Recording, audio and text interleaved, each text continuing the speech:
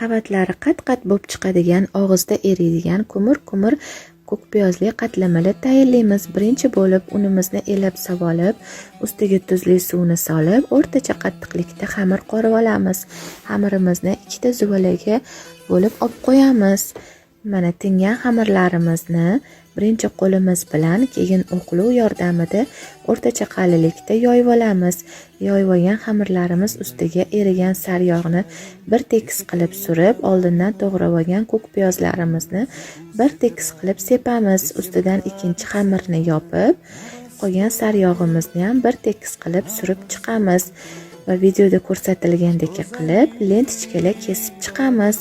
Endi rulet shaklida xamirlarimizni chiroyli qilib o'rab olamiz va qo'limiz bilan xuddi shunaqa bosib qo'yamiz.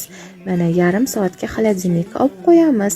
Tingan zuvalalarimizni bitta-bittadan o'rtacha qalinlikda yoyib, qizib turgan yog'ga solib 3-4 ta joyini vilkada teshib olamiz va orqasini o'girib qip-qizil qilib qovurib olamiz.